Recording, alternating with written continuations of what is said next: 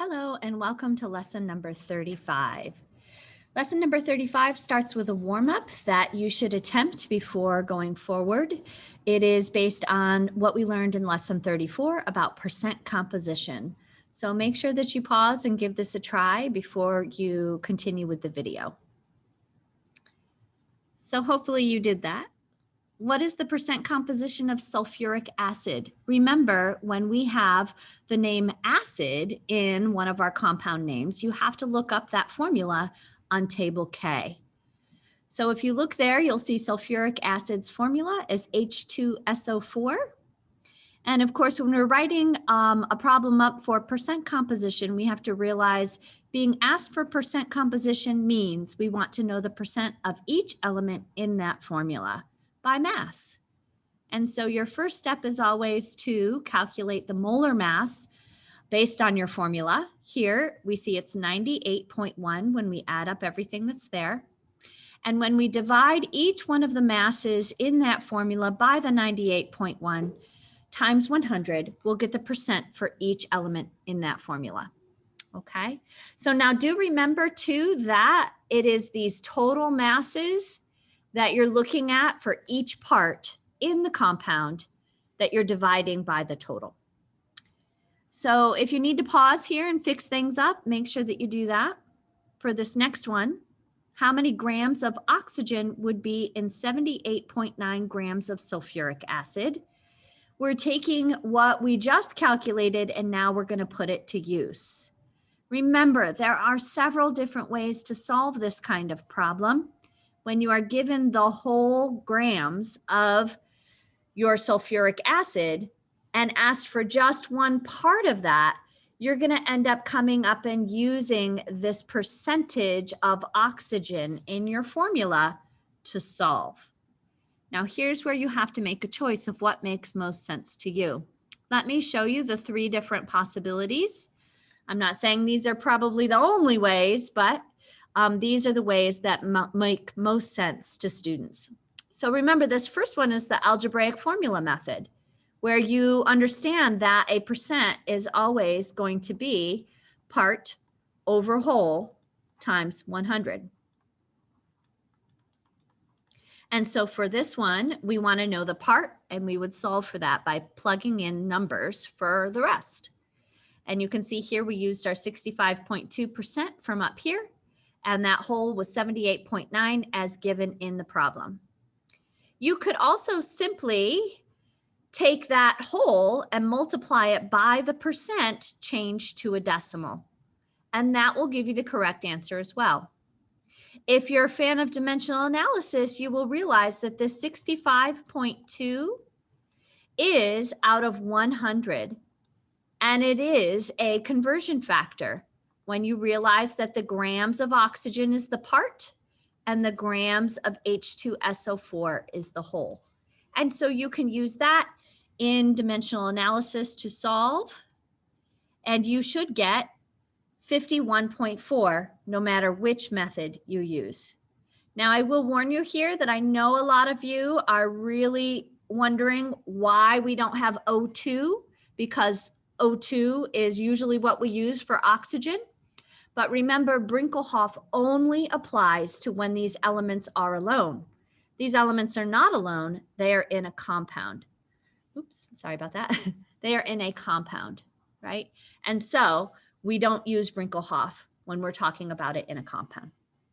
So again, if you need to go back and revisit lesson number 34, make sure that you can do problems like this.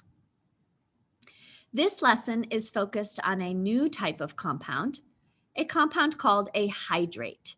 And hopefully that word hydrate conjures up the idea of water in your mind, right? When we're well hydrated, that means that we've had enough water.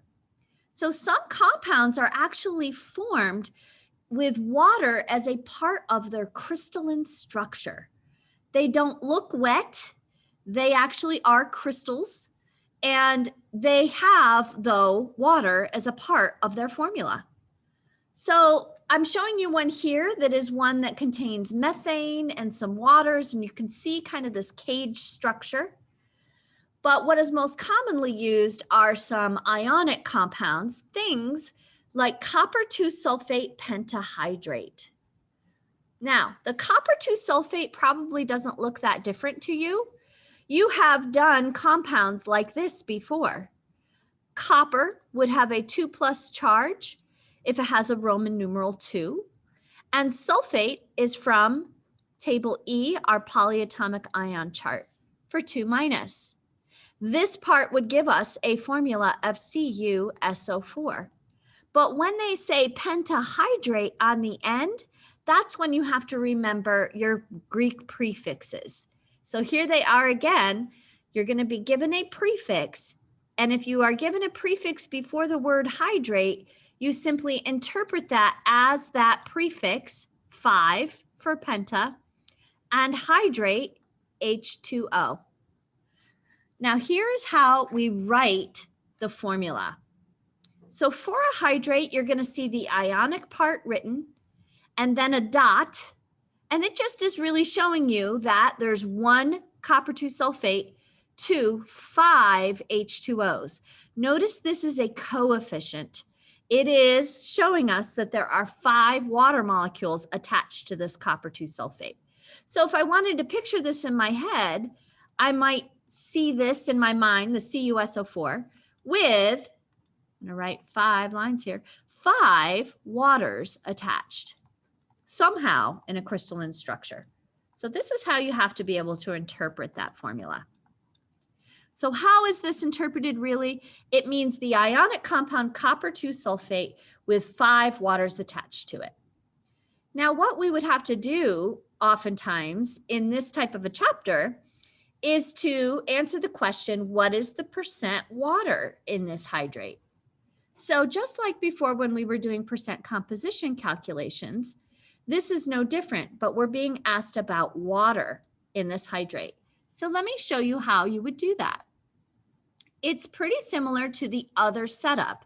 Now notice what I'm doing. I'm taking the formula with 1 copper, 1 sulfur, and 4 oxygens. That's that 4 right there. Okay. But I'm also taking 5 times 18.0 for the water. So what I've done here is I've kind of connected up, already added up 2 hydrogens, which would have a mass of 2.02, and an oxygen.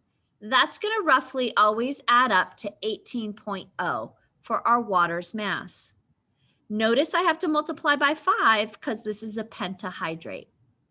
When I do my multiplication and I add everything up, I get 249.6. And if I'm asked for the percent water, that's the only part I have to do a percentage calculation for. Part over whole times 100. And you get 36.1%. You simply have to be very careful when you're doing your calculations. There's a lot of room to make a little calculation mistake. So take your time, keep yourself organized, and make sure that you can do this kind of problem. Let's have a look at another. So these are some Now You Tries. I want to take you through at least this first one, and then we'll see where we go from here. So Epsom salts have many uses, from gardening to soaking in a bath to relieve sprains, to remove splinters. Epsom salts are one of the most common hydrates that you can find in your home. So the standard name for Epsom salts formula is going to be magnesium sulfate heptahydrate. You should be able to, in your mind, come up with a formula for this. Again, here is the ionic compound part. Check the charges, and then use the Greek prefix to tell you how many waters there are. So the first step is to realize that you've got MgSO4, magnesium is 2+, sulfate is 2-. Heptahydrate means that we have 7 waters. And again, we just use that dot as a way to show that formula. Now, if we're asked for the percent water, again, what we have to do is that same process before. You have to add up the entire molar mass, and then you have to take the mass of the water in that formula divided by the whole times 100. So without showing every little step, just a quick reminder that water's molar mass can be chunked together as 18.0. And so what you see here is 7 times the 18.0 on top.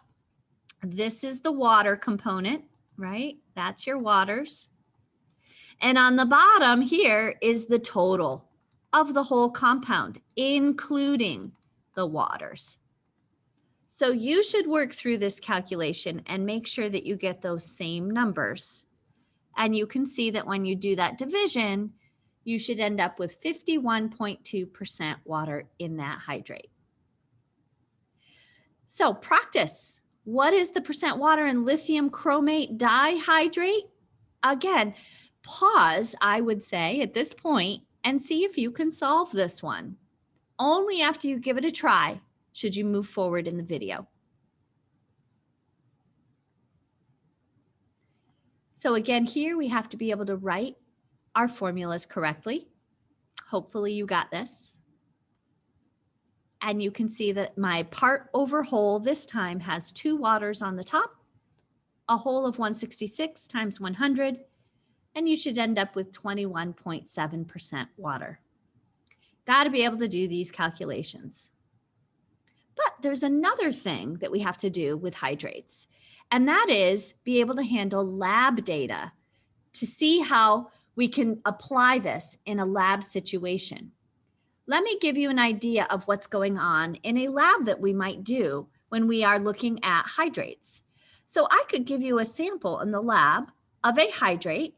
Remember, this is an ionic compound, some compound, I'll call it XY, with a certain number of waters attached to it.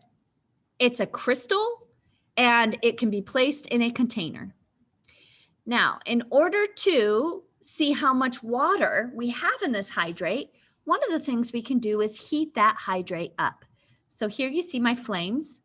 I'm heating up the hydrate. And when I do that, I can get the water to evaporate off. So the water is leaving. And in the end, if I've done that enough, I've heated it enough, I can have left over what we call an anhydrous salt. And this is just the XY, right? It is the compound without the waters attached. You might see it called an anhydrous salt. It could be called an anhydrous solid. Sometimes they call it an anhydrate, so without water. Sometimes they just call it the substance after, right? So this is the basic process. Now notice when this water is leaving, it's not like I can capture that easily and get its mass. What I can do though is see what the difference is between these two, the beginning and the end, and calculate how much water has left. So what might that look like? Here in our workbook, you'll see an example of a data table that we could use to collect some data in the lab. And notice here we've got an empty crucible.